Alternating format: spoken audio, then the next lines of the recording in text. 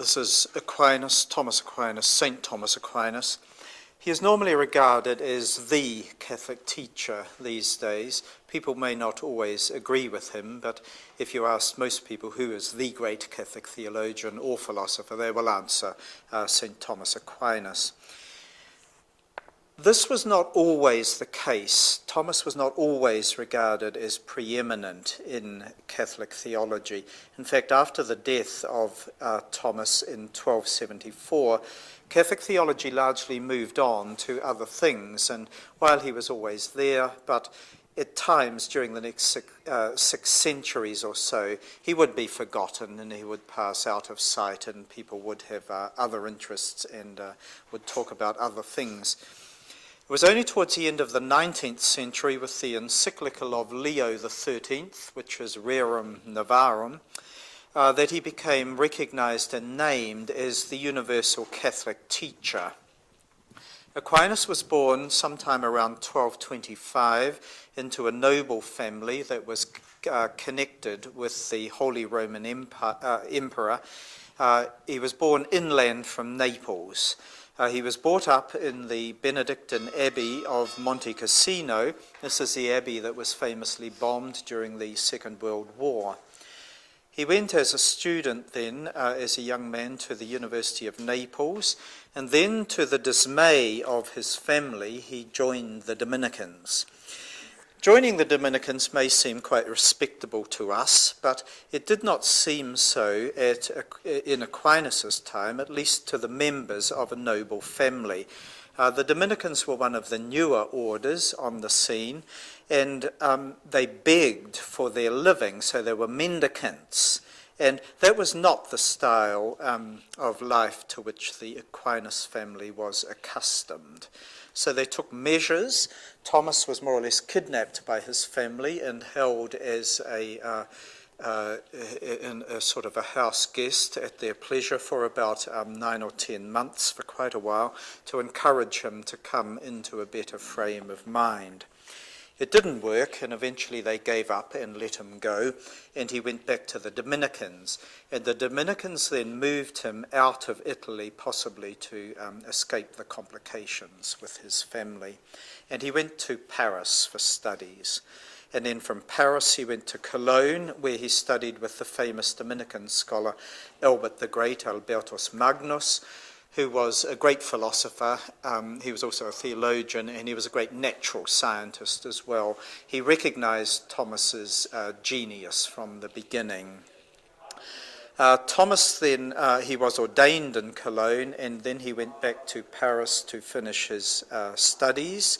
After that, he moved down into Italy, where he did various things, including founding a house of studies, Santa Sabina in Rome, for the Dominicans. He became the theologian of the papal court.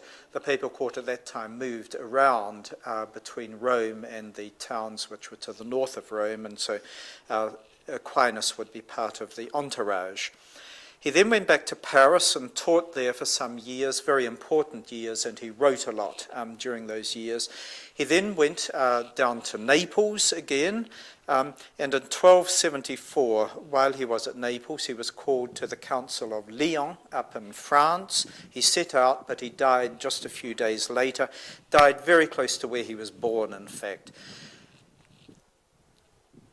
To give an idea of the scope of Aquinas in 15 minutes, he wrote an immense amount.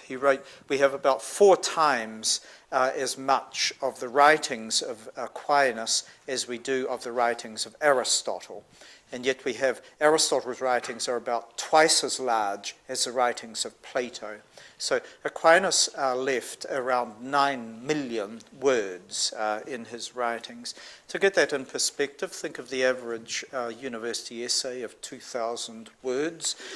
Thomas wrote in excess of 4,000 of these.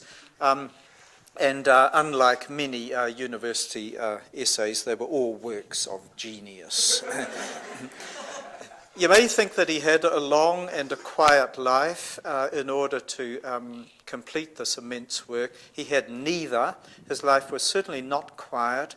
Think of all those journeys, and they went on either on foot or maybe on the back of a donkey.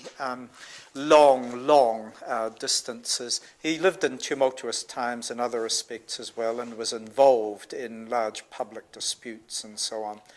Did he have a long life? Certainly not. He probably died at the age of 49, so he probably didn't even get to 50.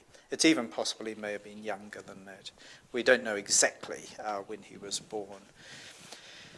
He could dictate to several secretaries at once, at least to 4 of them, possibly to more, like a simultaneous chess player. And he would just go around the room and would come back to the one at the start of the circle who would have finished writing down the last piece of dictation. Thomas would know exactly where he was. He had a most incredible mind and incredible memory. He seems to have held everything that he read in his mind and could quote it word for word. So he was able to work extremely quickly, as you would have to in order to produce an opus like that, which you leave behind. His 2 most famous works are the Summa Contra Gentiles and the Summa Theologiae, also called the Summa Theologica. The first one's an early work, the last one is a late work which was left unfinished and which was written for students. Thomas's theology has a distinctive pattern. It has a downward movement and an upward movement. The downward movement is basically dogmatic theology, the initiative of God, God and God's initiatives. The upward movement is our return to God. So things like the question of God, the existence of God, the attributes of God, the creation, the incarnation, so on, are part of the downward thing. And then sacraments, moral theology, virtues like faith and hope all belong in the general area of moral theology for Thomas, the upward movement then of the return to God. The sense of an outward movement and a return is very deep. It's a very deep pattern in Thomas's mind and that of most medievals.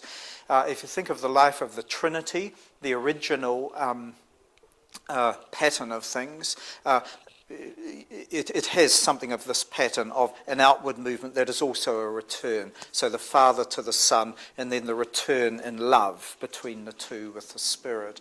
Also, if you think of just the ordinary movement of life, life is all of these activities and so on, activities which, among other things, what does it build?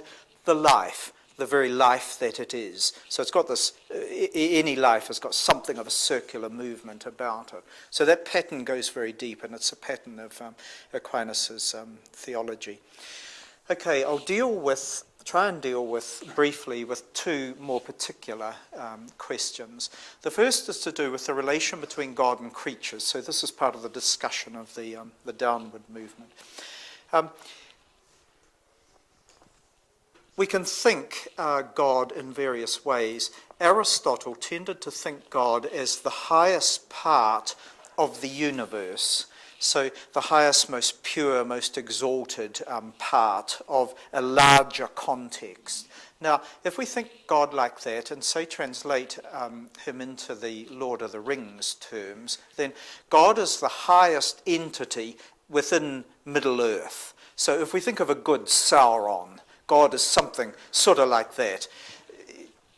Aristotle's probably a little better than that, but he certainly thinks God as part of a larger context. So think of a good Sauron, something like that. Now, Aquinas thinks that is certainly not right, and he develops a very precise account of a different sense of God, where God is not a good Sauron. God is Tolkien. He's the one who wrote the whole thing. Now with that, that's a very interesting sort of move, because it moves God further away from us in a certain sense. God becomes more transcendent, more distant. Tolkien is not part of Frodo's world, but transcends Frodo's world. And yet, by that very movement of moving